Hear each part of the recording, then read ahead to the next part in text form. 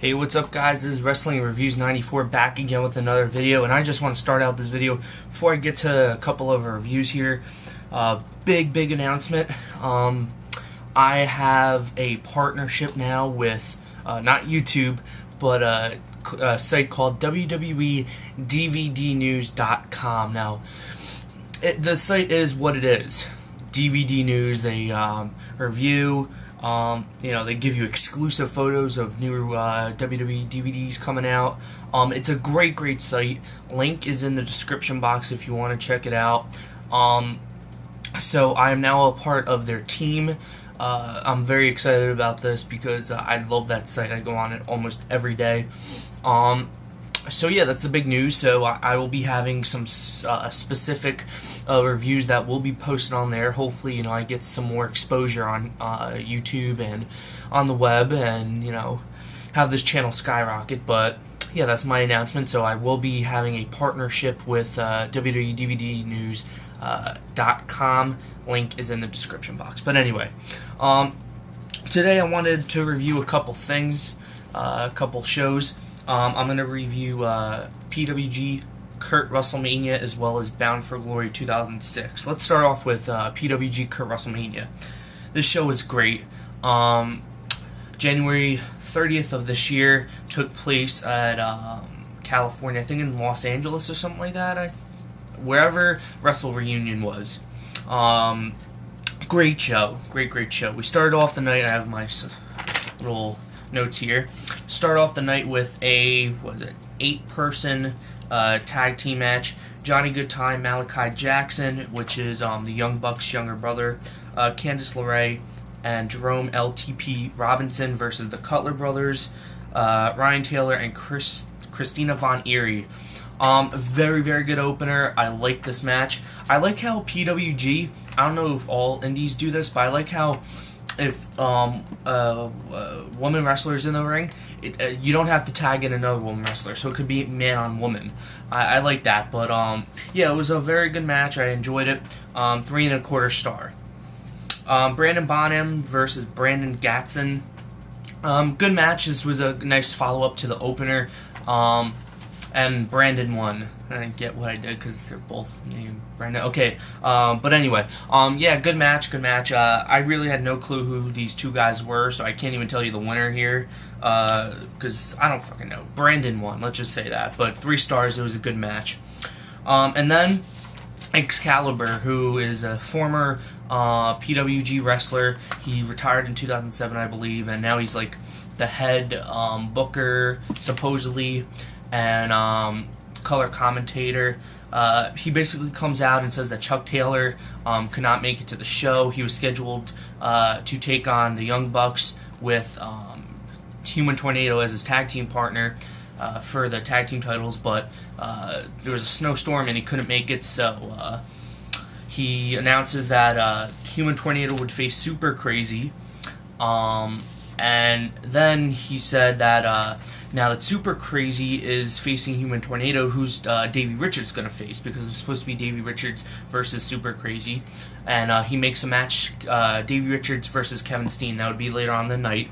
And then we have the Young Bucks. They don't have an opponent. But earlier, to open up the show, the Young Bucks basically kicked the shit out of Kendrick. Brian Kendrick, and Paul London came out, made the save, and that was his debut in PWG. So it would be Paul London, Brian Kendrick versus the Young Bucks, non-title match though.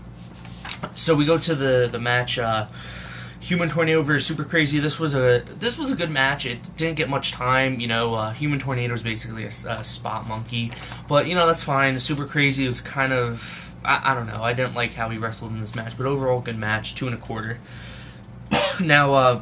Next match, Davey Richards versus Mr. Wrestling Kevin Steen. A lot of people overrate this match, in my opinion. They gave this like 3.5 stars. It was not that good, guys. The thing I didn't like about this match was there was too much comedy in it. What I mean by that is, Steen was kissing Davey, Davey was kissing Steen, and then they were blowing snot rockets on each other. It just took away from the match, in my opinion. But the match itself was pretty good. Davey Richards won. 3 stars. I just wish there wasn't too many immature shits going on. I mean, PWG is known for that, but it was just way too much in this match. Professional Scott Lost and Joey Ryan versus Kai and the great Muta. Muta is a legend overseas in Japan. Decent match, once again, didn't get much time, but it put on a good showing for what it did. 2 1/4. Kai and Muta won. It was a pretty good match. And then we move on to El Generico versus Jushin Thunder Liger. Really, really like this match. People gave it 4 stars. I thought it was it wasn't 4 stars. I'm giving it 3 3/4. Once again, I thought it should have gotten a little bit more time. But, yeah, it was a really, really good match. I enjoyed it. Young Bucks versus Brian Kendrick and Paul London. Now, it's kind of funny because at this time, this is when the Young Bucks signed with TNA, so that's what they wanted to be called, like Generation Me and stuff. And it wasn't really getting over with the crowd because the crowd couldn't give 2 shits about the Young Bucks and this match. I mean, the crowd was dead for this match. It was kind of sad because this was a great match. But Kendrick and London won. 4 1/4 star. I really, really like this match. Good showing from the Young Bucks because they are the tag team champions. Also, this might have been Kendrick and London's first match as a tag team since their WWE debuts. I'm not sure on that, but whatever. Then we had the main event, which was Chris Hero versus Roderick Strong versus Rob Van Dam. I really, really liked this match.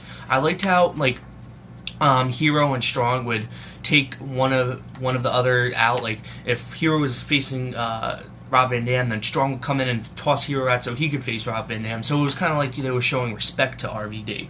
RVD won. He had a 5-star frog splash. Very good match, 4 stars. But overall, the show was excellent. 8.25 out of 10. Definitely recommend to pick this up. I watched it online. Most of these independent reviews I'm doing, I watched online because I can't afford $20 for one DVD. But yeah. Now, I have this on DVD, Bound for Glory 2006, took place in Detroit, Michigan. The opening match was Kevin Nash's Open Invitational X Division Gauntlet Battle Royal. Yeah, say that 3 times fast. Who won this one? Oh, the debuting Austin Starr, a.k.a. Austin Aries, won. He pinned Jay Lethal. And basically Austin Starr was a fail in TNA. That's why he went back to the Indies. But 3 1/2 stars. This was a great opener. I was very impressed by this match. 4 corners match. Team 3D versus America's Most Wanted versus James Gang versus The Naturals. Didn't like this match that much. Like 04 to 06, they really had like these put together tag team matches to open the show, and they didn't really get much time, and they didn't really meet expectations. This was a decent match at best, 2 1/4 star. I wasn't very impressed by this match.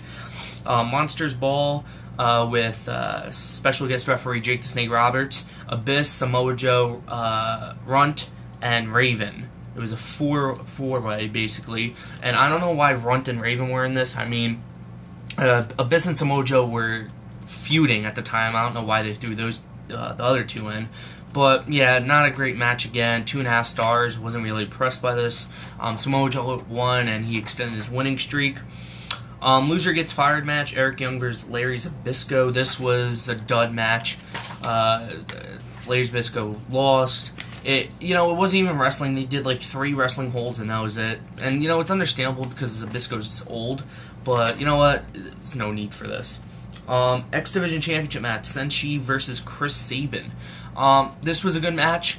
Not really a good X Division match because, you know what? Senshi really disappointed me. He didn't do much in this match. Sabin was the one who was mostly doing all the spots, but Chris Sabin didn't win in his hometown of Detroit. Good match, like I said, 3 1/2 stars. 8 Mile Street Fight match, Rhino versus Christian Cage. This is probably one of my least favorite street fights I've ever seen. I mean, it was so bad, and I feel bad because Christian Cage is one of my favorites, and it was just hard to watch. It was bad. 2 1/2 stars, and it got a lot of time too. 6 Sides of Steel for the NWA Tag Team Championship. AJ Styles and Christopher Daniels versus LAX. Styles and Daniels were the reigning tag team champions. LAX was so over at this time. They were so good as heels. Oh my god, they could really draw heat. And LAX would use a lot of foreign objects. They used a fork, they used a clothes hanger. I mean, they used everything. Except like the normal stuff you would expect, like steel chairs. They used this weird shit, fucking fork and hanger, I don't know. But it was a great match. This was match of the night. 4 stars, very good match, and LAX became the new tag team champions. Main event, NWA World Heavyweight Championship with Special Enforcer Kurt Angle. This was Kurt Angle's pay-per-view debut, I believe. Jeff Jarrett, defending champion, versus Sting.